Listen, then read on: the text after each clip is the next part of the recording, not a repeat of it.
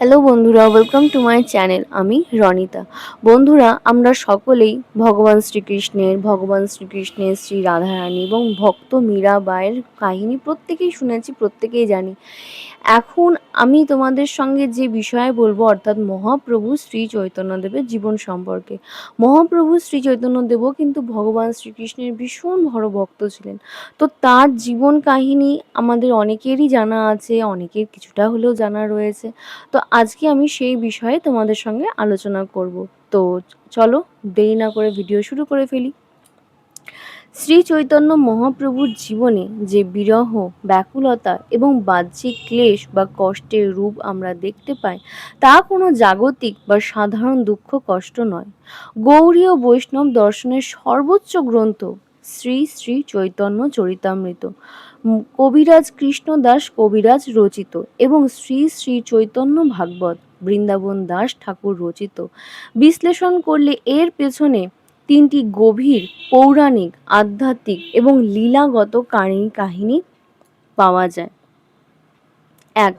রাধা রানীর ভাব ও ক্লান্তি গ্রহণ। শ্রীকৃষ্ণের ৩ অসমাপ্ত ইচ্ছা। দ্বাপর যুগে শ্রীকৃষ্ণ নিখিল ব্রহ্মাণ্ডের রস আস্বাদন করলেও ৩টি গভীর আধ্যাত্মিক রহস্য তার কাছে অজানা থেকে গিয়েছিল। এই ৩টি ইচ্ছে পূরণ করতেই কৃষ্ণ কলিযুগে চৈতন্য রূপ ধারণ করেন। ১. রাধার প্রেমের মহিমা। রাধারানীর প্রেম ঠিক কতটা গভীর ও বিশুদ্ধ তা কৃষ্ণ নিজে আস্বাদন করতে চেয়েছিলেন। ২. কৃষ্ণ প্রেমের মাধুর্য। কৃষ্ণকে প্রেম করলে ভক্তের হৃদয়ে ঠিক কী রূপ পরম আনন্দ ও বিরহের আস্বাদন হয় তা জানার ইচ্ছে। ৩. রাধার আনন্দ অনুভব। কৃষ্ণকে ভালোবেসে রাধারানী ঠিক কী ধরনের চরম সুখ ও বিরহ যন্ত্রণা অনুভব করেন, এই ৩ ভাব আস্বাদন করার জন্যই শ্রীকৃষ্ণ স্বয়ং রাধারানীর ভাব অর্থাৎ হৃদয়ের অনুভূতি এবং কান্তি অর্থাৎ অঙ্গ কান্তি বা সোনালী গায়ের রং ধারণ করেন। রাধার প্রেম ছিল বিপ্রলব্ধ অর্থাৎ চরম বিরহ ভিত্তিক। বৃন্দাবনে কৃষ্ণের বিরহে রাধারানী যেভাবে মাটিতে লুটিয়ে পড়তেন, অশ্রু বিসর্জন করতেন, শ্রী চৈতন্য মহাপ্রভু সেই রাধা ভাবে বিভাবিত হয়ে কৃষ্ণের নাম করতে করতে আছাড় খেতেন। তার শরীর ক্ষত বিক্ষত হতো এবং তিনি দিব্য উন্মাদ অবস্থায় প্রলাপ করতেন। ২. রাধার বিরহাগ্নি ও দিব্য উন্মাদ ভাব আস্বাদন। শ্রীকৃষ্ণ যখন বৃন্দাবন ত্যাগ করে মথুরা ও দ্বারকায় চলে যান, তখন শ্রী রাধিকা ও ব্রজ গোপীগণ বিরহের দাবানলে দগ্ধ হয়েছিলেন। সেই বিরহ অগ্নি এতটাই প্রচ্ছন্ন ও তীব্র হয়েছিল যে তা মহাপ্রভুর অবতারে প্রকট হয়। মহাভাব ও দিব্য উন্মাদ। বৈষ্ণব শাস্ত্র অনুযায়ী প্রেমের সর্বোচ্চ স্তরের নাম মহাভাব। এই মহাভাব একমাত্র শ্রী রাধিকাতেই বিদ্যমান। মহাপ্রভু যখন পুরীতে জগন্নাথ দেবের সামনে বা গম্ভীরায় থাকতেন, তখন এই মহাভাবের প্রভাবে তার শরীরে বৈকারিক লক্ষণ যেমন অশ্রু, কম্পন, রোমাঞ্চ, স্লেদ, স্তম্ভ, গদগদ বাক্য ফুটে উঠত। সাধারণ মানুষের চোখে একে মারাত্মক শারীরিক ও মানসিক কষ্ট মনে হলেও ভক্তি বিজ্ঞানের দৃষ্টিতে এটি কষ্ট নয়, বরং কৃষ্ণ প্রাপ্তির তীব্রতম আকুলতা ও পরম আনন্দের এক বিশেষ প্রকাশ। ৩. আপনি আচরিত ধর্ম জীবের শিখায়। ভক্তি ধর্মের আদর্শ প্রতিষ্ঠা। ভগবান শ্রীকৃষ্ণ গীতায় বলেছিলেন, মানুষকে পথ দেখাতে হলে মহাপুরুষদের নিজেদের আচরণ করে দেখাতে হয়। কলিযুগে জীবের উদ্ধারের জন্য কৃষ্ণ নিজে ভক্ত অবতার অর্থাৎ শ্রী চৈতন্য মহাপ্রভু হয়ে ধরাধামে আসেন। শুধু মুখে কৃষ্ণ নাম করো বললেই জীব প্রেমের গভীরতা বুঝতে পারত না। ভগবানকে পেতে গেলে হৃদয়ে কতটা আকুলতা ও ক্রন্দন থাকতে হয় তা মহাপ্রভু নিজের জীবন ও বাহ্যিক যন্ত্রণার মাধ্যমে জগৎকে শিক্ষা দিয়েছেন। কলিযুগে একমাত্র ধর্ম হলো নাম সংকীর্তন। এই নাম সংকীর্তনে প্রেম ও বিরহের জল কতখানি থাকা প্রয়োজন তা মহাপ্রভু অশ্রুপাতের মাধ্যমে দেখিয়েছেন। 4. অবতারের পৌরাণিক রূপক ও লোকপ্রবাদ। লৌকিক ও পৌরাণিক ব্যাখ্যায় বলা হয়, অবতার হিসেবে শ্রী চৈতন্যকে যুগ ধর্ম পালনের জন্য সমস্ত জাগতিক সুখ, গৃহস্থ জীবন, বিষ্ণুপ্রিয়া দেবীর সঙ্গ, মায়ের মমতা ত্যাগ করে সন্ন্যাস নিতে হয়েছিল। কাটোয়ায় কেশব ভারতীর কাছ থেকে সন্ন্যাস গ্রহণের পর থেকে জগন্নাথ পুরীর গম্ভীরায় কাটানো শেষ 12 বছর পর্যন্ত মহাপ্রভুর পুরো জীবনটাই ছিল কৃষ্ণ বিরহের এক মহামিলন ও বিরহ কাব্য।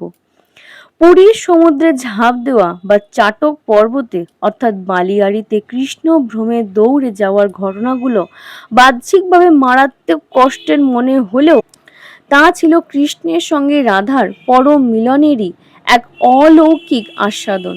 সংক্ষেপে বলতে গেলে শ্রী চৈতন্য মহাপ্রভুর এই কষ্ট কোনো জাগতিক শাস্তি বা শারীরিক রোগ নয়, এটি প্রেমের যন্ত্রণা। কৃষ্ণ নিজেই রাধা সেজে নিজের বিরহ যন্ত্রণা কেমন হয় তা উপভোগ ও আস্বাদন করার জন্যই গৌরাঙ্গ রূপে অবতীর্ণ হয়েছিলেন। তো বন্ধুরা, আমরা এই পর্যায়ে জানলাম যে মহাপ্রভু শ্রী চৈতন্যদেব এই যে সর্বক্ষণ তিনি কৃষ্ণ প্রেমে মাতোয়ারা থাকতেন, তিনি সব সময় কৃষ্ণের জন্য যে এত বিরহ যন্ত্রণা, এত কষ্ট ভোগ করেছিলেন, এর পেছনের আসল কারণ এইবার আমি তোমাদের সঙ্গে যে বিষয় বলবো, অর্থাৎ ভগবান শ্রীকৃষ্ণ জন্যে রাধারানীকে ঠিক যতটা কষ্ট পেতে হয়েছিল, ঠিক ততটাই কষ্ট মহাপ্রভু শ্রী চৈতন্যদেবকে ভগবান শ্রীকৃষ্ণের জন্য পেতে হয়েছিল। এর পেছনের কাহিনী কি? অর্থাৎ এর পেছনে কি কোনো লৌকিক কাহিনী আছে, না এর পেছনে কোনো অভিশাপ আছে? আজকের এখন যে ভিডিওটা বলবো সেই বিষয়ে তোমাদের সঙ্গে আলোচনা করব। তো চলো শুরু করে ফেলি। মহাপ্রভু শ্রী চৈতন্যদেবকে ভগবান শ্রীকৃষ্ণের জন্য এত ব্যথাতুর কষ্ট, যন্ত্রণা, বিরহ, ব্যথা, কষ্ট পেতে হয়েছিল, তার পেছনে রয়েছে এক ভীষণ বড় অভিশাপ। কি সেই অভিশাপ? গোলকের অভিশাপ ও শ্রীকৃষ্ণের প্রতিশ্রুতির সূচনা। গল্পের সূচনা ঘটে মর্তধামে নয়, বরং পরম ধাম শ্রী গোলকে। সেখানে একদিন শ্রী রাধা ও কৃষ্ণের এক গোপন মিলনকালে কৃষ্ণের প্রিয় সখা শ্রীদামা দ্বারে পাহারা দিচ্ছিলেন। রাধারানীর আদেশে শ্রীদামা ভেতরে প্রবেশে বাধা পান। এতে ক্ষুব্ধ হয়ে এবং রাধারানীর মান অভিমানকে সাধারণ মনে করে শ্রীদামা রাধাকে অভিশাপ দেন, তোমাকে মর্ত্যলোকে জন্ম নিয়ে পরমেশ্বর কৃষ্ণের বিরহে 100 বছর চরম যন্ত্রণা সহ্য করতে হবে। এই অভিশাপ শুনে রাধারানী কেঁদে আকুল হয়। কৃষ্ণ যখন সেখানে উপস্থিত হন, তিনি শ্রীদামাকে শান্ত করেন ঠিকই, কিন্তু নিয়তির বিধান অলঙ্ঘনীয়। তবে রাধারানীর সেই অশ্রু জল দেখে কৃষ্ণের হৃদয় দ্রবীভূত হয়ে যায়। কৃষ্ণ রাধাকে কথা দেন, দেবী, এই অভিশাপ কেবল তোমার একার নয়। দাপর যুগে তুমি আমার বিরহে কাঁদবে, আর কলি যুগে আমি তোমার এই ঋণ শোধ করব। আমি তোমার কাঁচা সোনার মতো রূপ অর্থাৎ কান্তি এবং তোমার হৃদয়ের সর্বোচ্চ প্রেম ভাব অর্থাৎ মহাভাব নিজের ভেতরে ধারণ করে গৌরাঙ্গ রূপে অবতীর্ণ হব। তুমি যেভাবে আমার জন্য কেঁদেছ, আমি কলিযুগে ঠিক সেইভাবেই তোমার বিরহে কেঁদে কেঁদে ধুলাই লুটাবো। অতএব বৈষ্ণব দর্শন অনুসারে মহাপ্রভুর জীবনের কান্না ও কষ্ট কোনো সাধারণ মানুষের দুঃখ নয়, তা ছিল স্বয়ং কৃষ্ণের রাধার ঋণ পরিশোধের অলৌকিক প্রক্রিয়া। 2. নবদ্বীপে গৌরাঙ্গ রূপ ও সংসার ত্যাগের করুণ দৃশ্য। 1486 খ্রিস্টাব্দের ফাল্গুনী পূর্ণিমার এক চন্দ্রগ্রহণের রাতে নদিয়ার নবদ্বীপে জগন্নাথ মিশ্র ও শচী দেবীর ঘরে জন্মগ্রহণ করেন নিমাই অর্থাৎ গৌরাঙ্গ। বাল্যকালে দুরন্ত নিমাই পণ্ডিত হয়ে উঠলেও গয়াধামে ঈশ্বরপুরীর নিকট দীক্ষা নেওয়ার পর তার জীবনে আমূল বদলে দেয়। পণ্ডিত ডিস্ক এর অহংকার ছেড়ে নিমাই কৃষ্ণ নামে উন্মাদ হয়ে যান। তিনি অনুভব করতে শুরু করেন রাধারানীর সেই পরম বিরহ। কৃষ্ণ কোথায়? কৃষ্ণের দেখা না পেয়ে তিনি মাটিতে আছড়ে পড়তেন, চোখে অশ্রুর ধারা বয়ে যেত। সংঘাত ও সন্ন্যাস গ্রহণ। নবদ্বীপের নাস্তিক ও অহংকারী পাষণ্ডীরা যখন নাম সংকীর্তন মেনে নিতে পারল না, তখন নিমাই উপলব্ধি করলেন সাধারণ মানুষ হিসেবে বললে তারা উদ্ধার পাবে না। তাদের উদ্ধার করতে হলে এবং জগতের জীবকে নিঃস্বার্থ ভক্তি শেখাতে হলে তাকেই সমস্ত ভোগ সুখ ত্যাগ করতে হবে। মাত্র ২৪ বছর বয়সে মাঘ মাসের এক হাড় কাঁপানো কনকনে শীতের রাতে নিমাই সন্ন্যাস নেওয়ার চরম সিদ্ধান্ত নেন। ঘরে তখন তার বৃদ্ধা মা শচী দেবী এবং নবপরিণীতা রূপসী স্ত্রী বিষ্ণুপ্রিয়া। ৩. বিষ্ণুপ্রিয়া ও শচী দেবীর বিরহ। সংসার ত্যাগের দৃশ্যটি বৈষ্ণব সাহিত্যের অন্যতম করুণতম অধ্যায়। গভীর রাতে নিমাই যখন উঠে দাঁড়াচ্ছেন, তখন ঘরে পরম শান্তিতে ঘুমিয়ে আছেন স্ত্রী বিষ্ণুপ্রিয়া। নিমাই একবার শেষবারের মতো স্ত্রীর দিকে তাকালেন, যা ছিল এক পরম ত্যাগের মুহূর্ত। তিনি চুপি চুপি মা শচী দেবীর চরণ ধুলি নিয়ে গৃহ ত্যাগ করলেন এবং কাটোয়ায় গিয়ে কেশব ভারতীর কাছে সন্ন্যাস গ্রহণ করে নাম পেলেন শ্রীকৃষ্ণ চৈতন্য। সকালে উঠে মা শচী দেবী ও বিষ্ণুপ্রিয়া দেখেন নিমাই ঘরে নেই। ঘরের দুয়ার খোলা।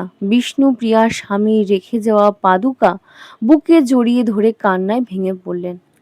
শ্রী চৈতন্য চলে যাওয়ার পর বিষ্ণুপ্রিয়া দেবী সারা জীবন এক অপূর্ব কৃচ্ছ সাধন করেছিলেন। তিনি প্রতিটি হরে কৃষ্ণ মহামন্ত্র জপ করার সময় একটি করে চালের দানা আলাদা করে রাখতেন। সারাদিনে যে কটি চাল জমা হতো, শুধু সেটি ফুটিয়ে মহাপ্রভুকে ভোগ দিয়ে প্রসাদ পেতেন। মা শচী দেবীর বেদনা। প্রথম পুত্র বিশ্বরূপ আগেই সন্ন্যাস নিয়েছিলেন, এবার ছোট ছেলে নিমাইও চলে গেল। শচী দেবীর এই মাতৃ হৃদয়ে হাহাকার আজও নবদ্বীপের বাতাসে ভেসে বেড়ায়। ৪. পুরীর গম্ভীরায় মহাপ্রভুর দিব্য উন্মাদ ও অন্তর্ধানের রহস্য। সন্ন্যাস গ্রহণের পর মহাপ্রভু জগন্নাথ পুরীতে নিবাস করেন। জীবনের শেষ 12টি বছর তিনি পুরীর গম্ভীরা নামক এক ছোট অন্ধকার কক্ষে কাটান। এই 12টি বছর ছিল রাধার বিরহ ভাবের সর্বোচ্চ প্রকাশ, যাকে বৈষ্ণব শাস্ত্রে বলা হয় দিব্য উন্মাদ। গম্ভীরায় কষ্টদায়ক দিনগুলি। কৃষ্ণ বিরহের প্রাবল্যে মহাপ্রভু দেয়ালের পাথরে মুখ ও শরীর ঘষতেন, যার ফলে রক্তে ভেসে যেত গম্ভীরা। বিরহ যন্ত্রণায় তার শরীরে হাড়ের জোড়গুলি খুলে যেত, শরীর দীর্ঘ হয়ে যেত। মাঝরাতে সমুদ্রের নীল তরঙ্গকে যমুনা নদী এবং নীল জলরাশিকে কৃষ্ণ ভেবে তিনি সমুদ্রে ঝাঁপ দিতেন। জেলেরা জালে করে তাকে অর্ধ চেতন অবস্থায় উদ্ধার করতেন। অন্তর্ধানের রহস্য। 48 বছর বয়সে 1533 খ্রিস্টাব্দের আষাঢ় মাসে মহাপ্রভু ধামাতীত হন। কিন্তু তার অন্তর্ধান কিভাবে ঘটেছিল তা নিয়ে পৌরাণিক ও লৌকিক প্রধান 3টি মত রয়েছে। 1. টোটা গোপীনাথ বিগ্রহে বিলীন। সর্বজনগ্রাহ্য বৈষ্ণব বিশ্বাস অনুযায়ী পুরীর টোটা গোপীনাথ মন্দিরে কীর্তন করতে করতে মহাপ্রভু গোপীনাথ বিগ্রহের ভেতরে প্রবেশ করেন এবং বিলীন হয়ে যান। আজও সেই বিগ্রহের হাঁটুতে একটি সোনার দাগ দেখা যায়। 2. জগন্নাথ বিগ্রহে লীন। একের পর এক মত অনুযায়ী তিনি জগন্নাথ বিগ্রহে লীন। অপর এক মত অনুযায়ী তিনি পুরীর শ্রী জগন্নাথ মন্দিরে প্রবেশ করে গর্ভগৃহের দ্বার বন্ধ করে দেন এবং জগন্নাথ দেবের বিগ্রহের সঙ্গে একীভূত হয়ে যান। 3. পায়ে ইটের আঘাত ও প্রয়াণ। ঐতিহাসিক বা লৌকিক এক দৃষ্টিভঙ্গি মতে বৈশাখ জ্যৈষ্ঠ মাসে কীর্তন করার সময় তার পায়ে একটি ইট বা ইটের টুকরো ফুটে মারাত্মক ক্ষত বা ধনুষ্টঙ্কার হয়, যার ফলে পরবর্তীতে তার দেহাবসান ঘটে। শ্রী চৈতন্য মহাপ্রভুর জীবন আমাদের শেখায় প্রেম কেবল পাওয়ার নাম নয়, প্রেম হলো ত্যাগ ও বিরহের চরম পরাকাষ্ঠা। শ্রী রাধার বিরহের যে ঋণ কৃষ্ণের ওপর ছিল, মহাপ্রভু নিজের রক্ত, অশ্রু এবং ত্যাগের মাধ্যমে সেই ঋণ শোধ করেছিলেন।